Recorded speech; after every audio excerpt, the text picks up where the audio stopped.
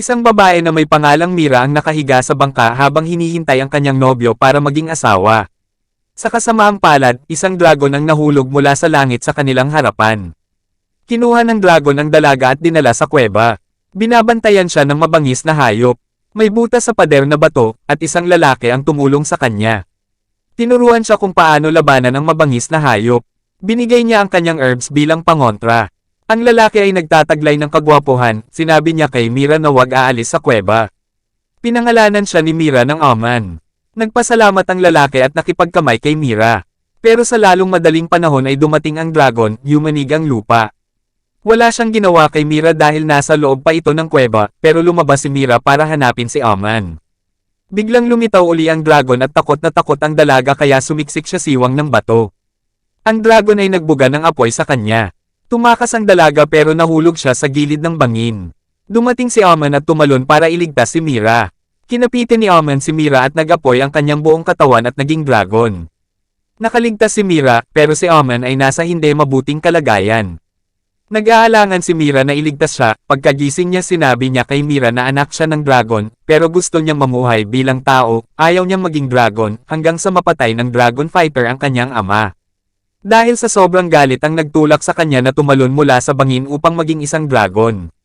Sa sandaling iyon, bumalik ang mga alaala ng kanyang mga ninuno, nakita niya ang mga siglo ng pagnanakaw ng dragon sa mga babae mula sa mga tao, sa isang seremonyang nababad sa dugo, na parang siya mismo ang pumatay sa kanila, kaya nanumpa siya na hindi na niya hahayaang tumakbo muli ang mga dragon.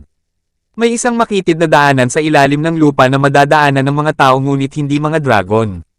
Doon siya nagpunta nang hindi niya makontrol ang dragon sa loob niya, sa loob ng maraming taon, halos hindi niya napigilan ang sarili ngunit ngayon ay muling bumangon ang kanta ng dragon kaya si Mira ay kinuha ng dragon sa kuweba.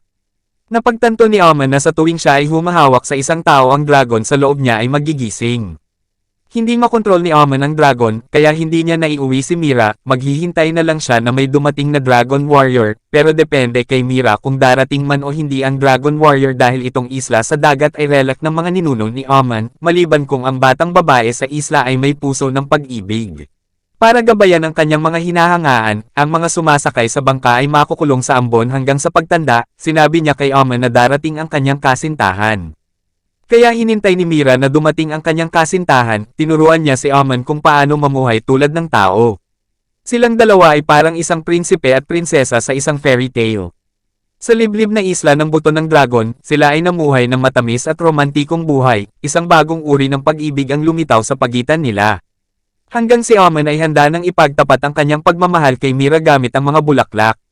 Ngunit ang dragon sa loob niya ay nagising sa hindi inaasahang pag-aapoy sa kanyang huling pag-asa.